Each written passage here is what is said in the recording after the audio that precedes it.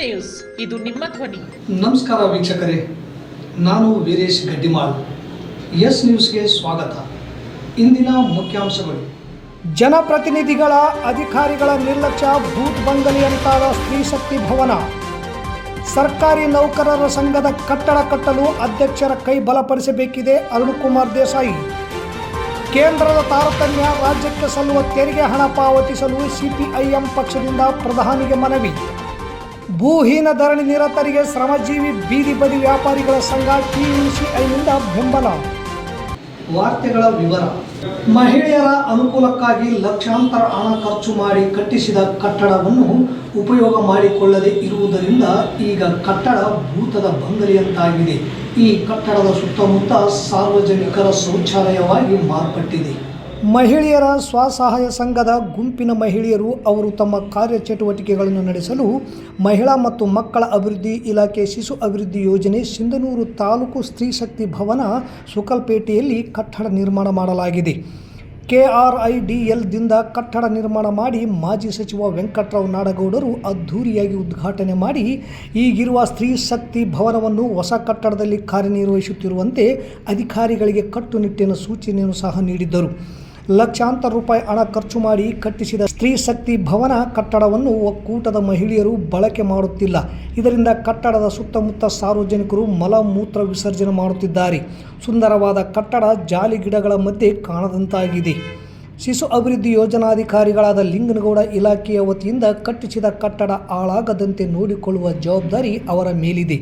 ಅವರು ನಿರ್ಲಕ್ಷ್ಯ ಮಾಡಿ ಕಟ್ಟಡ ಉಪಯೋಗ ಮಾಡಿಕೊಳ್ಳದೆ ಹೋದರೆ ಮುಂದೆ ಸಾರ್ವಜನಿಕರು ಕಟ್ಟಡವನ್ನು ಅತಿಕ್ರಮಣ ಮಾಡಿಕೊಂಡರೆ ಅದಕ್ಕೆ ಯಾರು ಹೊಣೆ?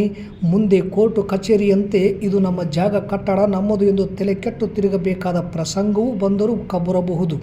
ಲಕ್ಷಾಂತರ ಹಣ ಖರ್ಚು ಮಾಡಿ ಕಟ್ಟಿಸಿದ ಸುಂದರ ಸರ್ಕಾರಿ ಕಟ್ಟಡ ಸಾರ್ವಜನಿಕರ ಪಾಲಾಗದಂತೆ ಶಾಸಕ ಹಂಪನಗೌಡ ಬಾದರ್ಲಿ ನೋಡಿಕೊಳ್ಳಬೇಕಾಗಿದೆ. ಒಕ್ಕೂಟ ಕಚೇರಿ ಮಾಡುವ ತನಕ ಈಗ ಬಾಡಿಗೆ ಕಟ್ಟಡದಲ್ಲಿ ನಡೆಯುವ ಶಿಶು ಅಭಿವೃದ್ಧಿ ಕಚೇರಿಯನ್ನು ಇದೇ ಕಟ್ಟಡದಲ್ಲಿ ನಡೆಸಿದರೆ ಉತ್ತಮ. ಸರ್ಕಾರದ ಜಾಗ, ಕಟ್ಟಡದ ರಕ್ಷಣೆ ಮಾಡುವ ಜೊತೆಗೆ ಉಪಯೋಗ ಮಾಡಿಕೊಂಡಂತಾಗುತ್ತದೆ. ಅಲ್ಲದೆ ಬಾಡಿಗೆ ಹಣ ಕಟ್ಟುವುದು ತಪ್ಪಿ ಉಳಿತಾಯವಾಗಿ ಸರ್ಕಾರದ ಬೊಕ್ಕಸಕ್ಕೆ ನಷ್ಟವಾಗದೆ ಉಳಿತಾಯ ಮಾಡಿದಂತಾಗುತ್ತದೆ ಎಂಬುದು ಯಾಕೆ ಶಾಸಕರು ಮತ್ತು ಅಧಿಕಾರಿಗಳ ತಲೆಗೆ ಹೊಳೆಯುತ್ತಿಲ್ಲ ಎಂಬುದು ತಿಳಿಯದಾಗಿದೆ. ನಗರದಲ್ಲಿ ಸರ್ಕಾರಿ ನೌಕರರ ಸಂಘದ ಕಟ್ಟಡ ಕಟ್ಟಲು ತಾಲೂಕು ಅಧ್ಯಕ್ಷರ ಕೈ ಬಲಪಡಿಸಬೇಕಿದೆ. ಈಗಾಗಲೇ ಸಂಘದ ಅಧ್ಯಕ್ಷರು ಹಾಗೂ ಎಲ್ಲ ನೌಕರರ ಮತ್ತು ಅಧಿಕಾರಿಗಳ ಸಹಕಾರ ಪಡೆದು ನಿವೇಶನ ಖರೀದಿ ಮಾಡಿದ್ದು ಶ್ಲಾಘನೀಯವಾಗಿದೆ ಎಂದು ನೌಕರರ ಸಂಘದ ಸಭೆಯ ಅಧ್ಯಕ್ಷತೆ ವಹಿಸಿ ತಹಸೀಲ್ದಾರ್ ಅರುಣಕುಮಾರ್ ದೇಸಾಯಿ ಮಾತನಾಡಿದರು. ಸಿಂಧನೂರು ನಗರದಲ್ಲಿ ಕರ್ನಾಟಕ ರಾಜ್ಯ ಸರ್ಕಾರಿ ನೌಕರರ ಸಂಘದ ಸ್ವಂತ ಜಾಗದಲ್ಲಿ ಸರ್ಕಾರಿ ನೌಕರರ ಸಾಂಸ್ಕೃತಿಕ ಸಮುದಾಯ ಭವನದ ನೂತನ ಕಟ್ಟಡ ನಿರ್ಮಾಣ ಮಾಡಿ ಕರ್ನಾಟಕ ರಾಜ್ಯ ಸರ್ಕಾರಿ ನೌಕರರಿಗೆ ಮನೋರಂಜನಾ ಚಟುವಟಿಕೆಗಳು ಹಾಗೂ ವಸತಿ ಸೌಕರ್ಯಗಳನ್ನು ಕಲ್ಪಿಸುವ ಸಲುವಾಗಿ ತನ್ನ ಸ್ವಂತ ಕಟ್ಟಡ ಹೊಂದಲು ಉತ್ತೇಜನ ನೀಡುವ ದೃಷ್ಟಿಯಿಂದ ಸದರಿ ನಿವೇಶನದಲ್ಲಿ ಸರ್ಕಾರಿ ನೌಕರರಿಗಾಗಿ ಬೃಹತ್ ಸಾಂಸ್ಕೃತಿಕ ಸಮುದಾಯ ಭವನ ನಿರ್ಮಾಣ ಮಾಡಲು ಸಂಕಲ್ಪ ಮಾಡಿದ್ದಾರೆ. ಅದಕ್ಕೆ ನಾವೆಲ್ಲರೂ ಸೇರಿ ಬಹುದಿನಗಳ ನೌಕರರ ಬೇಡಿಕೆ ಈಡೇರಿಸುವ ನಿಟ್ಟಿನಲ್ಲಿ ಸರ್ಕಾರಿ ನೌಕರರ ಸಂಘದ ಅಧ್ಯಕ್ಷರ ಕೈ ಬಲಪಡಿಸಬೇಕೆಂದು ಕಟ್ಟಡ ಸಲಹಾ ಸಮಿತಿ ಸದಸ್ಯರಲ್ಲಿ ಕೋರಿದರು. ತದನಂತರ ತಾಲೂಕು ಪಂಚಾಯಿತಿ ಇಒ ಚಂದ್ರಶೇಖರ್ ಅವರು ಮಾತನಾಡಿ, ಸರ್ಕಾರಿ ನೌಕರರಿಗಾಗಿ ಉತ್ತಮ ಕಾರ್ಯ ಕೈಗೊಂಡಿದ್ದು ಅದಕ್ಕೆ ಸಂಪೂರ್ಣ ಬೆಂಬಲ ನೀಡುವುದಾಗಿ ತಿಳಿಸಿದರು. ನೂತನ ಕಟ್ಟಡದ ನೀಲಿ ನಕ್ಷೆ, ಅಂದಾಜು ಪಟ್ಟಿ, ಕಟ್ಟಡದ ರೂಪುರೇಷೆಗಳ ಛಾಯಾಚಿತ್ರ ತಯಾರಿಸುವ ಜವಾಬ್ದಾರಿಯನ್ನು AECS ಪಾಟೀಲ್ ಅವರು ವಹಿಸಿಕೊಂಡು ತಾಲೂಕಿನ ನೌಕರರ ಒಳಿತಿಗಾಗಿ ಕಟ್ಟಡ ಸಮಿತಿ ತೆಗೆದುಕೊಳ್ಳುವ ಎಲ್ಲ ತೀರ್ಮಾನಗಳಿಗೆ ಬದ್ಧರಾಗಿರುವುದಾಗಿ ಮತ್ತು ಸಹಕಾರ ನೀಡುವುದಾಗಿ ತಿಳಿಸಿದರು. ಪರವಾನಗಿ ಜವಾಬ್ದಾರಿಯನ್ನು ನಗರಸಭೆ ಪೌರಾಯುಕ್ತ ಮಂಜುನಾಥ್ ಗುಂಡೂರು ವಹಿಸಿಕೊಂಡು ಆದಷ್ಟು ಬೇಗ ಕಟ್ಟಡ ಪರವಾನಗಿ ನೀಡುವುದಾಗಿ ತಿಳಿಸಿದರು. ಸಂಘದ ಅಧ್ಯಕ್ಷರಾದ ಚಂದ್ರಶೇಖರ್ ಅವರು ಮಾತನಾಡಿ, ಮಾಜಿ ಸಚಿವ ವೆಂಕಟರಾವ್ ನಾಡಗೌಡ ಮತ್ತು ನಗರಸಭೆಯ ಸಹಕಾರದಿಂದ ಈಗಾಗಲೇ ಸಂಘದ ನಿವೇಶನದ ಸುತ್ತಲೂ ಸಿಸಿ ರಸ್ತೆ, ಒಳಚರಂಡಿ ನಿರ್ಮಾಣವಾಗಿದೆ. ಈಗ ಸದರಿ ಸಂಘದ ನಿವೇಶನ ಪಕ್ಕದಲ್ಲಿರುವ ಪಾರ್ಕ್ ಅಭಿವೃದ್ಧಿಪಡಿಸಿ ಸಂಘದ ಸುತ್ತ ತಾತ್ಕಾಲಿಕ ಕಾಂಪೌಂಡ್ ನಿರ್ಮಿಸಿಕೊಡಲು ಪೌರಾಯುಕ್ತರು ಹಾಗೂ ಕಟ್ಟಡ ಸಮಿತಿ ಸದಸ್ಯರಿಗೆ ಮನವಿ ಮಾಡಿದರು. ಅದಕ್ಕೆ ಸ್ಪಂದಿಸಿದ ಪೌರಾಯುಕ್ತರು ಮಾತನಾಡಿ, ನಗರಸಭೆಯ ಸ್ಥಳೀಯ ಸಂಸ್ಥೆಯ ಜನಪ್ರತಿನಿಧಿಗಳ ಸಭೆಯಲ್ಲಿ ಸ್ಥಳೀಯ ಸಂಸ್ಥೆಯ ನಿಧಿಯಲ್ಲಿ ಅನುದಾನ ಮೀಸಲಿಟ್ಟು ಅನುಮೋದನೆ ಪಡೆದು ಕಾಂಪೌಂಡ್ ನಿರ್ಮಾಣ ಮಾಡಿ ಪಾರ್ಕ್ ಅಭಿವೃದ್ಧಿಗೊಳಿಸಿ ಸದರಿ ಪಾರ್ಕ್ ನಿರ್ವಹಣೆಯ ಸಂಪೂರ್ಣ ಜವಾಬ್ದಾರಿಯನ್ನು ಸಂಘಕ್ಕೆ ವಹಿಸುವುದಾಗಿ ಹೇಳಿದರು. ಕಟ್ಟಡ ನಿರ್ಮಾಣಕ್ಕಾಗಿ ಸರ್ಕಾರದಿಂದ ಅನುದಾನ ಪಡೆಯಲು ಸೂಕ್ತ ದಾಖಲೆಗಳೊಂದಿಗೆ ಪ್ರಸ್ತಾವನೆಯನ್ನು ಆರ್ಥಿಕ ಇಲಾಖೆಗೆ ಸಲ್ಲಿಸಿ ಮಂಜೂರಾತಿ ಪಡೆಯಲು ಸಭೆ ತೀರ್ಮಾನಿಸಿತು. ಆರ್ಥಿಕ ಇಲಾಖೆಯಿಂದ ಮಂಜೂರಾತಿ ದೊರಕಿದ ನಂತರ ಕಟ್ಟಡ ಪ್ರಾರಂಭಿಸಲು ಸಭೆ ಒಪ್ಪಿಗೆ ನೀಡಿತು. ಅದೇ ರೀತಿ ಕಟ್ಟಡ ಸಮಿತಿ ಸಲಹಾ ಸಮಿತಿಯ ಅಧ್ಯಕ್ಷತೆಯಲ್ಲಿ ತಾಲೂಕಿನ ಎಲ್ಲ ವಿವಿಧ ಇಲಾಖೆಗಳ ವೃಂದ ಸಂಘಗಳ ಅಧ್ಯಕ್ಷರು, ಕಾರ್ಯದರ್ಶಿಗಳ ಸಭೆ ಕರೆಯಲು ಹಾಗೂ ಮಾನ್ಯ ಶಾಸಕರ ಅಧ್ಯಕ್ಷತೆಯಲ್ಲಿ ತಾಲೂಕು ಮಟ್ಟದ ಎಲ್ಲ ಅಧಿಕಾರಿಗಳ ಸಭೆ ಕರೆಯಲು ತೀರ್ಮಾನಿಸಲಾಯಿತು. ಸಚಿವರು, ಶಾಸಕರು, ವಿಧಾನ ಪರಿಷತ್ ಸದಸ್ಯರು, ಸ್ಥಳೀಯ ಸಂಸ್ಥೆ ಮತ್ತು ಸರ್ಕಾರದಿಂದ ಅನುದಾನ ಪಡೆಯುವ ಕುರಿತು ಹಾಗೂ ಕಟ್ಟಡ ನಿರ್ಮಾಣಕ್ಕಾಗಿ ಇತರೆ ಮೂಲಗಳಿಂದ ದೇಣಿಗೆ ಪಡೆಯುವ ಕುರಿತು ಚರ್ಚಿಸಲಾಯಿತು. ಈ ಸಭೆಯಲ್ಲಿ ಕಟ್ಟಡ ಸಲಹಾ ಸಮಿತಿ ಸದಸ್ಯರಾದ BEO Somashekhara Gowda, AW Shivappa Aihole, PRED Bharath Kumar, RDPR Doddaningappa, ಆಹಾರ ಇಲಾಖೆಯ ಆನಂದ್ ಮೋಹನ್, ನೀರಾವರಿ ಇಲಾಖೆಯ ಶಿವಕುಮಾರ್ ಸಗರಮಠ ಸೇರಿದಂತೆ ಇನ್ನಿತರರು ಉಪಸ್ಥಿತರಿದ್ದರು. ತದನಂತರ ಇವರು 3 ಜನರು ಮತ್ತು CS ಕೊಟ್ಟು ಪೊಲೀಸ್ ಕೊಟ್ಟು ಮತ್ತು ಎಲ್ಲ ಅಧಿಕಾರಿಗಳು ಸೇರಿಕೊಂಡು ಒಂದು 2 ಮೀಟಿಂಗ್ ಮಾಡಿದ್ವಿ ಸರ್. ಶಾಸಕರ ಅಧ್ಯಕ್ಷತೆ ಮೀಟಿಂಗ್ ಮಾಡಿ ನಿಮ್ಮ ನೌಕರರ ಭವನಕ್ಕಾಗಿ ನೀವು ನಿವೇಶನ ಮಾಡಿಕೊಂಡು ನಾವು ಅನುದಾನ ಕೊಡ್ತೀವಿ ಅಂತ ಹೇಳಿದ್ರು. ಆ ಸಂದರ್ಭದಲ್ಲಿ ಎಲ್ಲ ನೋಡ್ಸ್ಕೊಂಡು ಅಧಿಕಾರಿಗಳು ಪ್ರತಿಯೊಂದು ಎಷ್ಟೆಷ್ಟು ಹಾಕೋ ಅಷ್ಟು ಕೊಟ್ಟರು. 12 ಲಕ್ಷ ರೂಪಾಯಿ ಕರೆಕ್ಟ್ ಸರ್. ಉಳಿದ 2 ಲಕ್ಷ ರೂಪಾಯಿ ಸಂಗ್ರಹ ಇದೆ.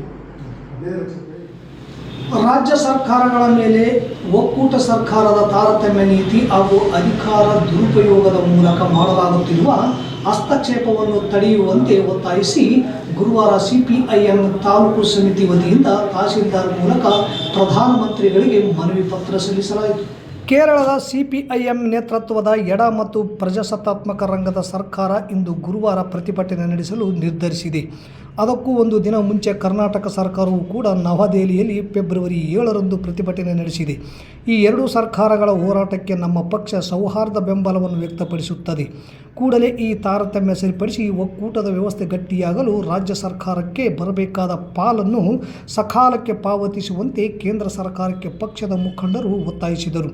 ಈ ಸಂದರ್ಭದಲ್ಲಿ ಮುಖಂಡರಾದ ಯಂಕಪ್ಪ ಕೆಂಗಲ್, ಬಸವಂತರಾಯ ಗೌಡ, ಶರಬಣ್ಣ ನಾಗಲಾಪುರ್, ಎಂ ಗೋಪಾಲಕೃಷ್ಣ, ಅಪ್ಪಣ್ಣ ಕಾಂಬ್ಳೆ, ಚಂದಪ್ಪ, ಶಂಕರಪ್ಪ, ಬಿ ಲಿಂಗಪ್ಪ, ಗರೀಬ್ ಸಾಬ್ ಕೊಡ್ಲಿ, ಅಳ್ಳಪ್ಪ, ಮಹೇಶ್ ಸೇರಿದಂತೆ ಅನೇಕರಿದ್ದರು.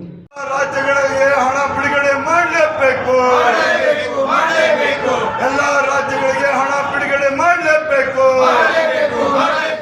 CPIML ರೆಡ್ ಸ್ಟಾರ್ ಹಾಗೂ ಕರ್ನಾಟಕ ರೈತ ಸಂಘದ ನೇತೃತ್ವದಲ್ಲಿ ಕಳೆದ 126 ದಿನಗಳಿಂದ ಜವಳಗೆರೆ ನಾಡಗೌಡರ ಸರ್ಕಾರಿ ಹೆಚ್ಚುವರಿ ಭೂಮಿ ಹಂಚಿಕೆಗಾಗಿ ತಹಸೀಲ್ದಾರ್ ಕಚೇರಿ ಮುಂದೆ ನಡೆದ ಧರಣಿ ಹೋರಾಟಕ್ಕೆ ಶ್ರಮಜೀವಿ ಬೀದಿ ಬದಿ ವ್ಯಾಪಾರಿಗಳ ಸಂಘ TUC ವತಿಯಿಂದ ಭೂಹೀನ ಧರಣಿ ನಿರತರಿಗೆ ಇಂದು ಗುರುವಾರ ಮಧ್ಯಾಹ್ನದ ಅಡುಗೆ ವ್ಯವಸ್ಥೆಯನ್ನು ಮಾಡುವ ಮೂಲಕ ಭೂ ಧರಣಿಗೆ ತಮ್ಮ ಬೆಂಬಲವನ್ನು ವ್ಯಕ್ತಪಡಿಸಿದರು. ಹೋರಾಟಗಾರರಿಗೆ ಫಲಾವ್ ಮತ್ತು ತಂಪಾದ ಮಜ್ಜಿಗೆಯನ್ನು ಉಣಬಡಿಸಿದ ಸಂಘದ ಅಧ್ಯಕ್ಷ ದುರ್ಗಪ್ಪ ಭಜಂತ್ರಿ ಮಾತನಾಡಿ, ನಿಮ್ಮ ಹೋರಾಟಕ್ಕೆ ನಮ್ಮ ಸಂಪೂರ್ಣ ಬೆಂಬಲವಿದೆ. ಎಲ್ಲ ಜಾತಿಯ ಬಡವರು, ಕೂಲಿಕಾರರು, ಬೀದಿ ಬದಿ ವ್ಯಾಪಾರಿಗಳು, ದುಡಿದು ತಿನ್ನುವ ಜನರಿಗೆ ಸರ್ಕಾರ ಭೂಮಿ ವಿತರಿಸಲೇಬೇಕು. ನಮ್ಮ ಸಿಂಧನೂರು ತಾಲೂಕಿನಲ್ಲಿ ಸಾವಿರಾರು ಎಕರೆ ಸರ್ಕಾರಿ ಹೆಚ್ಚುವರಿ ಭೂಮಿ ಇದೆ. ಅದು ಉಳ್ಳವರ ಭಾರಿ ಭೂ ಮಾಲೀಕರ ಪಾಲಾಗಲು ಅಧಿಕಾರಿಗಳು ವ್ಯವಸ್ಥಿತವಾಗಿ ಅವರ ಪರವಾಗಿ ಕೋರ್ಟ್ ಕಚೇರಿಗಳ ಮೂಲಕ ನಕಲಿ ದಾಖಲೆ ಸೃಷ್ಟಿಸಲು ಮುಂದಾಗುತ್ತಾರೆ. ಭೂ ಮಾಲೀಕ ರಾಜಕಾರಣ, ಅಧಿಕಾರಿ ಶಾಹಿಗಳ ವಿರುದ್ಧದ ನಿಮ್ಮ ಹೋರಾಟದ ಮೆಚ್ಚಲೇಬೇಕು. ಜಯ ಸಿಗುವವರೆಗೆ ಮುಂದುವರಿಯಲಿ ನಮ್ಮೆಲ್ಲರ ಬೆಂಬಲವಿದೆ ಎಂದರು. ಶ್ರಮಜೀವಿ ಬೀದಿ ಬದಿ ವ್ಯಾಪಾರಿಗಳ ಸಂಘದ ಮುಖಂಡರಾದ ಅಬ್ದುಲ್, ಸೋಮಶೇಖರ್, ಬಾಷಾ ಸಾಬ್ ಉಪಸ್ಥಿತರಿದ್ದರು. ಭೂ ಹೋರಾಟದ ನೇತೃತ್ವವನ್ನು ಮಾವುಸಾಬ್ ಬೆಳ್ಳಟ್ಟಿ, HR ಹೊಸಮನಿ, ಪರಶುರಾಮ್, ಮುದಿಯಪ್ಪ, ದರ್ಗಯ್ಯ, ಅಂಪಮ್ಮ, ತುಳಸಮ್ಮ, ಈರಮ್ಮ, ಲಕ್ಷ್ಮಿ, ಮೈಲಾರಪ್ಪ, ಸಂಗಮ್ಮ, ದುರ್ಗಮ್ಮ, ರೇಣುಕಾ, ತಿಮ್ಮಣ್ಣ, ದೌಲ್ಸಾಬ್ ಸೇರಿದಂತೆ ಅನೇಕರಿದ್ದರು. ಮತ್ತೊಮ್ಮೆ ಮುಖ್ಯಾಂಶಗಳು. ಜನಪ್ರತಿನಿಧಿಗಳ, ಅಧಿಕಾರಿಗಳ ನಿರ್ಲಕ್ಷ್ಯ, ಬೂತ್ ಬಂಗಲೆಯಂತಾದ ಸ್ತ್ರೀ ಶಕ್ತಿ ಭವನ. ಸರ್ಕಾರಿ ನೌಕರರ ಸಂಘದ ಕಟ್ಟಡ ಕಟ್ಟಲು ಅಧ್ಯಕ್ಷರ ಕೈ ಬಲಪಡಿಸಬೇಕಿದೆ, ಅರುಣಕುಮಾರ್ ದೇಸಾಯಿ. ಕೇಂದ್ರದ ತಾರತಮ್ಯ, ರಾಜ್ಯಕ್ಕೆ ಸಲ್ಲುವ ತೆರಿಗೆ ಹಣ ಪಾವತಿಸಲು CPIM ಪಕ್ಷದಿಂದ ಪ್ರಧಾನಿಗೆ ಮನವಿ. ಭೂಹೀನ ಧರಣಿ ನಿರತರಿಗೆ ಶ್ರಮಜೀವಿ ಬೀದಿ ಬದಿ ವ್ಯಾಪಾರಿಗಳ ಸಂಘ TUCIನಿಂದ ಬೆಂಬಲ. ಇಲ್ಲಿಗೆ ವಾರ್ತಾ ಪ್ರಸಾರ ಮುಕ್ತಾಯವಾಯಿತು. ನಿರಂತರ ಸುದ್ದಿಗಾಗಿ ವೀಕ್ಷಿಸಿ ಎಸ್ ನ್ಯೂಸ್. ಇದು ನಿಮ್ಮ ಧ್ವನಿ. ನಮಸ್ಕಾರ.